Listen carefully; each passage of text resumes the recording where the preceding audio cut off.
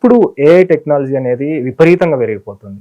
దాన్ని బేస్ చేసుకొని అంటే మంచికి ఉపయోగించుకోవాలని ఏఐ టెక్నాలజీ అయితే వచ్చింది. కానీ దాన్ని అనుకున్నట్టే చెడుకు కూడా ఉపయోగపడుతుంది. చాలా ఎక్కువగా.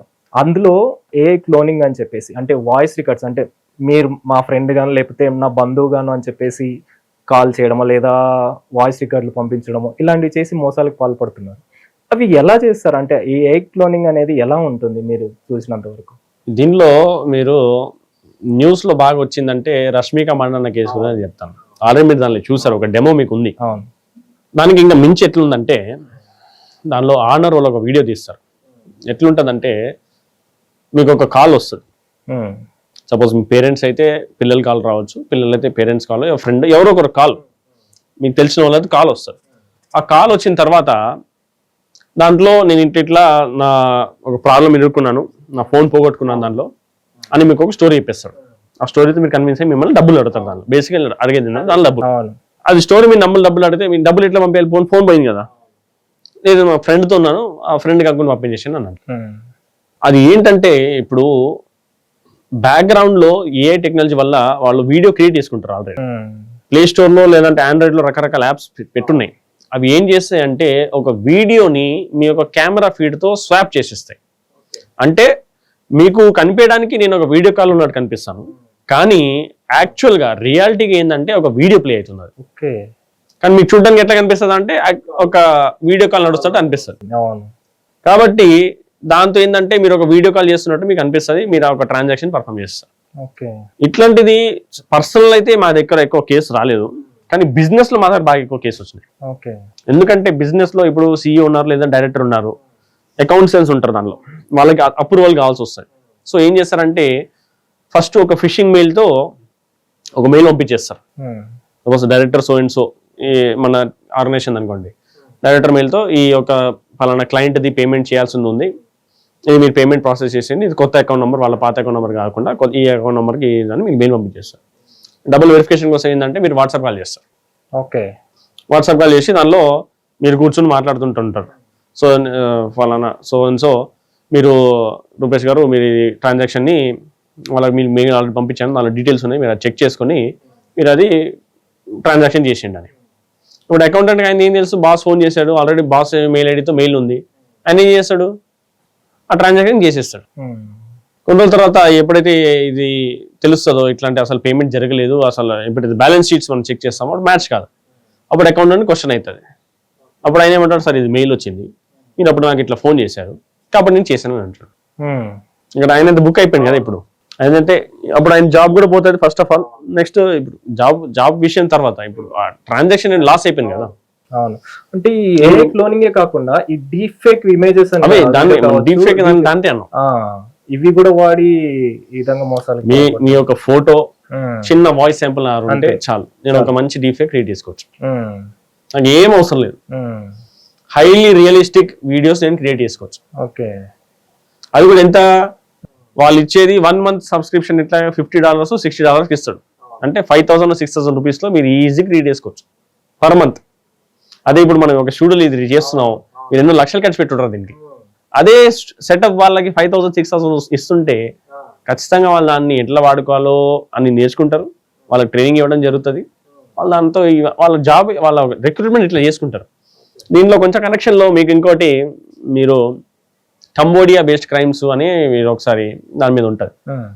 సో ఈ కంబోడియా, థాయిలాండ్, ఏదైతే సౌత్ ఈస్ట్ కంట్రీస్ ఉన్నాయో అక్కడ ఇండియన్స్ ని టార్గెట్ చేస్తారు ఎక్కువ. ఎలా అంటే ఇండియన్స్ ని ఎలా టార్గెట్ చేస్తారంటే మీకు అక్కడ జాబ్స్ ఇస్తున్నామని టార్గెట్ చేస్తారు. మీరు ఇప్పుడు కూడా మన అమీర్పేట్ పాస్పోర్ట్ ఆఫీస్ అయినా వేరే రకాల పాస్పోర్ట్ ఆఫీస్కి వెళ్తే అక్కడ మీకు పోస్టర్స్ కనిపిస్తాయి. మన సైబర్ సెక్యూరిటీ బ్యూరో వాళ్ళు దానిలో పోస్టర్స్ పెట్టారు, ఎవరైనా ఇట్లా మీకు ఎందుకంటే పాస్పోర్ట్ కోసం అప్పుడు వెళ్తాం కదా. సో ఎవరైనా జాబ్స్ గురించి ఏమైనా అంటుంటే ఇట్లాంటి హెచ్చరిక వాళ్ళు ఇచ్చారు ఆల్రెడీ. సో వీళ్ళు ఇక్కడ మీకు జాబ్స్ కోసం అని మీకు అంతా ఇంటర్వ్యూ ఇట్లా డబ్బులు ఇస్తాం అంతా మొత్తం అవన్నీ మాట్లాడడం అయిపోతుంది, మీకు వీసా చేస్తారు, మీరు అక్కడ వెళ్ళిపోతారు. వెళ్ళిన తర్వాత ఏం చేస్తారంటే మీ పాస్పోర్ట్ తీసుకుంటారు, పాస్పోర్ట్ తీసుకొని మీకు రూమ్ లో పెడతారు. అక్కడ మీ జాబ్ ఏంటి, ఇప్పుడు ఇండియన్స్ తో మోసం చేయాలంటే ఎవరు కావాలి, ఇండియన్ కావాలి కదా. ఇప్పుడు నేను తెలుగు మాట్లాడాలంటే నాకు తెలుగు మంచి కావాలి కదా, లేదంటే నేను హిందీ మాట్లాడాలంటే నేను హిందీ మంచి కావాలి. ఈ సిండికేట్ లేదంటే ఈ ఆపరేషన్స్ అంతా నడిపేది ఎవరు? నైజీరియన్స్, చైనీస్ వాళ్ళు. ఓకే, గ్రూప్ ని ఫామ్ చేసి ఈ విధంగా వాళ్ళైతే ఈ పనులు చేయలేరు కాబట్టి వాళ్ళకి కావాల్సింది మ్యాన్ ఫోర్స్. ఓకే, దానికి వాళ్ళు ఇండియన్స్ ని ఏం చేస్తారు, అక్కడికి తీసుకెళ్తారు. ఓకే, అక్కడ ఈ సిండికేట్స్ అనేది ఆపరేట్ చేస్తుంటారు.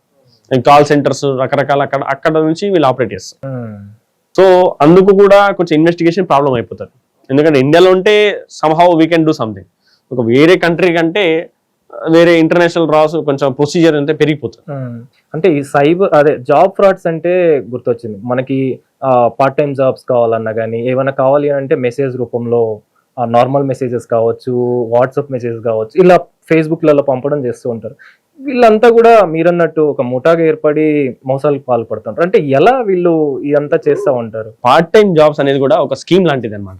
చాలా మంది నేను చూసిన వాటిల్లో మీరు ఈ MLM అని అంటాం, అంటే మల్టీ లెవెల్ మార్కెటింగ్ అని అంటుంటాం. బేసికల్గా అంటే చైన్ బిజినెస్. మీరు జాయిన్ అవ్వండి, తర్వాత ఇంకా ముగ్గురు జాయిన్ చేయండి, అట్లా చాలా చాలా ఇవి మీరు చూసి ఉంటారు. ఇప్పటిది కాదు, అది చాలా పాత. రైట్ హ్యాండ్ అని చెప్పేసి, లెఫ్ట్ హ్యాండ్ రైట్ హ్యాండ్, ఆ బిజినెస్ చాలా పాత బిజినెస్.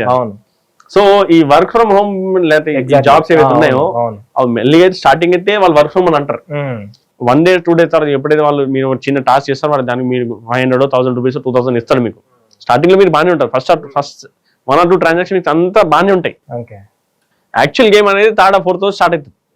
అప్పుడు వాడు ఏమంటారంటే మీరు దానిలో ఇన్వెస్ట్ చేయండి లేదా ఇలా మీరు చేసుకోండి, అప్పుడు మీకు అక్కడ స్కీమ్ స్టార్ట్ అయ్యింది అనమాట. మీకు లోన్ ఇప్పిస్తాం అట్లాంటివి కూడా ఉంటాయి. చాలా వాటిల్లో లోన్ కూడా ఇప్పిస్తారు వాళ్ళు. అంటే మీ పేరుతో వాళ్ళు లోన్ తీసుకుంటారు, మీ దగ్గర వైట్ క్యాష్ తీసుకుంటారు, మీకు ఇచ్చేది ఏమో ఫ్రాడ్ అమౌంట్ ఇస్తాడు. అట్లాంటివి కూడా జరుగుతాయి. మీరు వచ్చిన ఇంకా అది ఇంకా నెక్స్ట్ లెవెల్, అంత దూరం కూడా వెళ్ళాల్సిన అవసరం లేదు.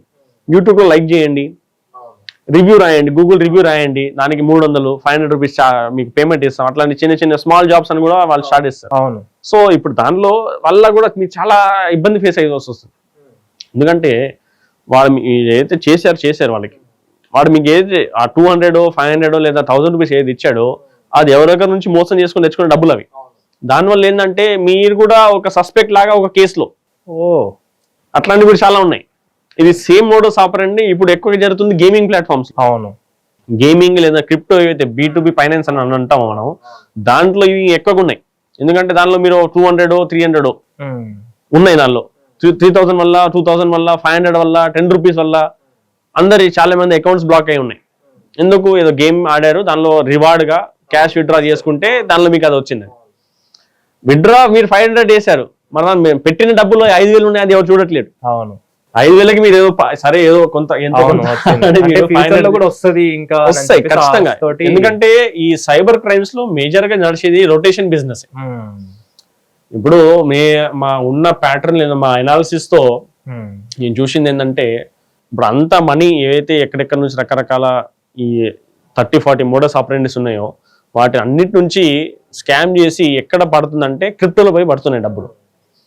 ఆ క్రిప్టో నుంచి అది విదేశాలకి ట్రాన్స్ఫర్ అయిపోతున్నాయి. ఎక్కువగా ఎలేవి చైనా, ఈ ఆఫ్రికన్ కంట్రీస్కి వెళ్తున్నాయి. సో ఆ క్రిప్టో వెళ్ళిన తర్వాత ఏంటంటే అది మన బియాండ్ లిమిట్. అవును, ఎందుకంటే దానికి ఒక గవర్నెన్స్ లేదు, ఎక్కడ ఏం లేదు. ఇంకా కొన్ని మన దానిలో అయితే సెమీ రెగ్యులేటెడ్, అది అంటే లీగల్ అని ఎక్కడ చెప్పలేదు, ఇల్లీగల్ అని చెప్పలేదు. కాబట్టి అది ప్రస్తుతం లీగలే. ఎందుకంటే మీరు క్రిప్టోలో ఏదన్నా బిజినెస్ చేసి లేదంటే ఇన్వెస్ట్మెంట్ చేసుకుని దానిపైన మీరు ప్రాఫిట్స్ తెచ్చుకుంటే దానిపైన 30% ట్యాక్స్ ఉంది. ఓకే, అదే గూడ్స్ ప్రాఫిట్ అండ్ గెయిన్స్ లో మీరు దానిలో ఇన్కమ్ ట్యాక్స్ కట్టుకోవాలి దానికి. సో దానివల్ల ఏంటంటే జనాలు ఎక్కువ మంది P2P అని వాడతారు, అంటే బార్టర్ సిస్టమ్ లాగా. నా దగ్గర గోల్డ్ ఉంది, మీ దగ్గర డబ్బులు ఉన్నాయి, అదే ఇప్పుడు గోల్డ్ షాప్ అమ్మితే వాడు కటింగ్ అంటాడు, ఫిట్టింగ్ అంటాడు, అన్ని అంటాడు. అయితే నేనేం చేస్తాను, మీకే నమ్మిస్తాను, అది మీరు నాకు ఎంతో కొంత మీ డీల్ మాట్లాడుకో. మీకు తర్వాత తెలిసింది ఏంది, ఆ గోల్డ్ డూప్లికేట్ ఉందని. సో అందుకే ఏంటంటే జెన్యున్ ప్లాట్ఫామ్స్ వాడుకోవాలి.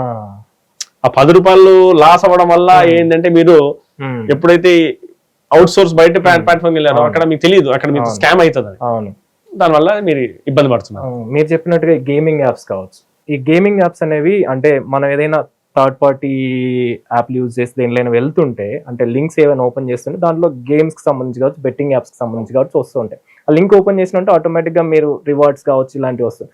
వీళ్ళని ఎలా ఆ వలలో పడేసుకుంటుంటారు? అంటే పబ్లిక్ ని అమాయకమైన చాలా ఈజీ అండి, చాలా ఈజీ. దానిలో చాలా ఈజీ, మీరు కూడా పడతారు, ఎవరన్నా పడతారు దానికి, నేనైనా పడతాను దానికి.